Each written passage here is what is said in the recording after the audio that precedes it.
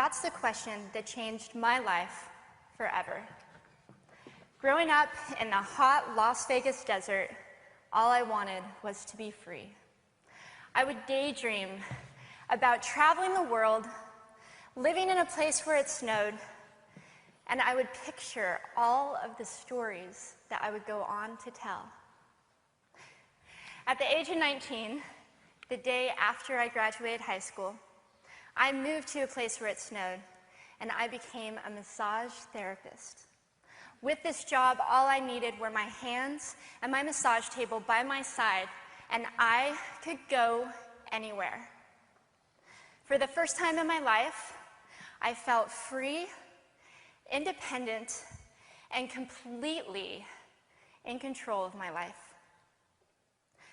That is, until my life took a detour.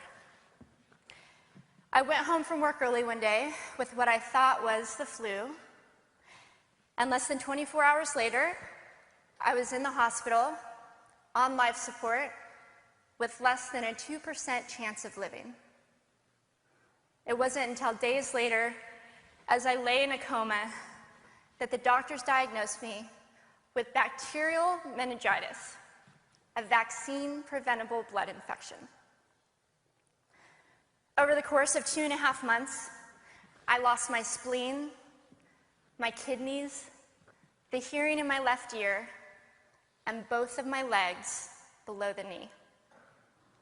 When my parents wheeled me out of the hospital, I felt like I had been pieced back together like a patchwork doll.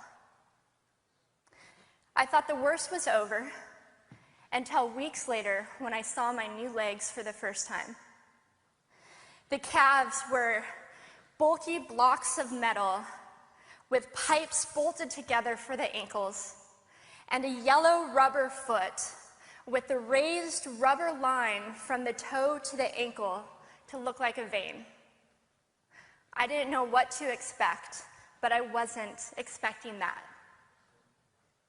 With my mom by my side and tears streaming down our faces, I strapped on these chunky legs and I stood up. They were so painful and so confining that all I could think was, how am I ever going to travel the world in these things? How was I ever going to live the life full of adventure and stories as I always wanted? And how was I going to snowboard again? That day, I went home, I crawled into bed, and this is what my life looked like for the next few months. Me passed out, escaping from reality, with my legs resting by my side. I was absolutely, physically, and emotionally broken. But I knew that in order to move forward, I had to let go of the old Amy and learn to embrace the new Amy. And that is when it dawned on me that I didn't have to be 5'5" anymore. I could be as tall as I wanted.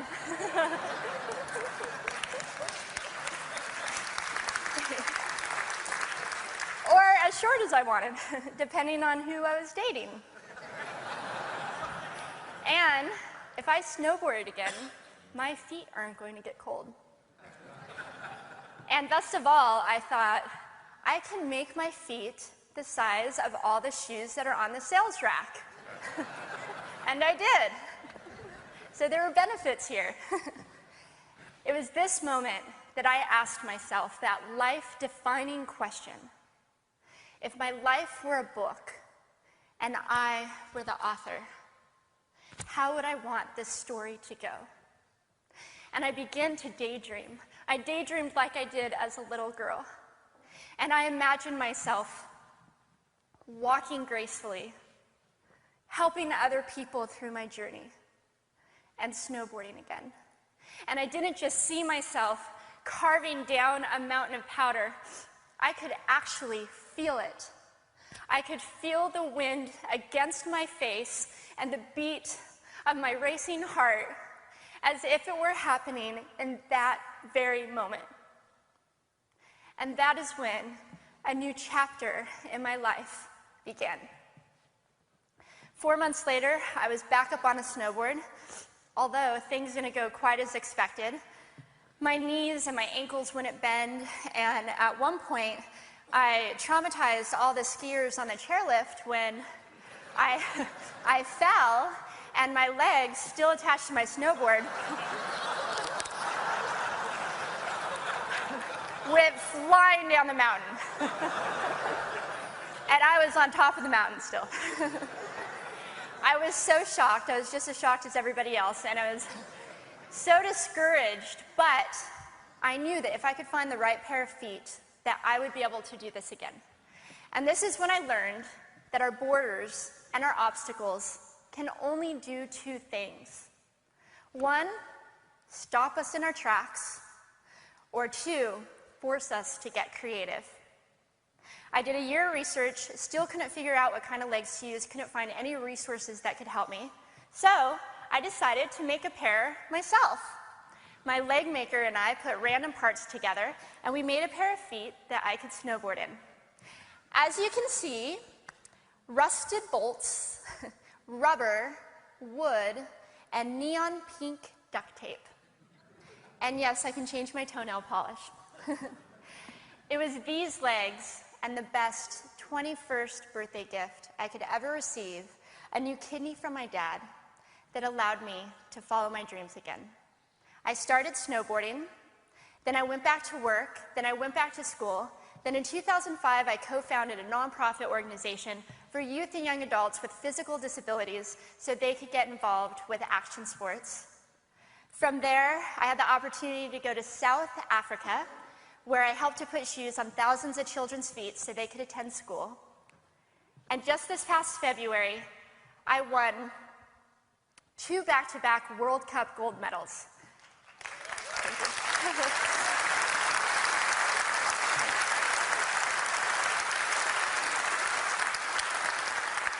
Which made me the highest-ranked adaptive female snowboarder in the world. 11 years ago, when I lost my legs, I had no idea what to expect. But if you asked me today if I would ever want to change my situation, I would have to say no.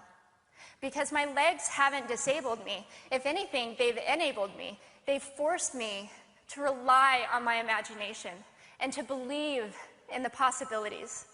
And that's why I believe that our imaginations can be used as tools for breaking through borders. Because in our minds, we can do anything, and we can be anything. It's believing in those dreams and facing our fears head on that allows us to live our lives beyond our limits. And although today is about innovation without borders, I have to say that in my life, innovation has only been possible because of my borders. I've learned that borders are where the actual ends, but also where the imagination and the story begins. So the thought that I would like to challenge you with today is that maybe instead of looking at our challenges and our limitations as something negative or bad, we can begin to look at them as blessings. Magnificent gifts that can be used to ignite our imaginations and help us go further than we ever knew we could go. It's not about breaking down borders. It's about pushing off of them and seeing what amazing places they might bring us.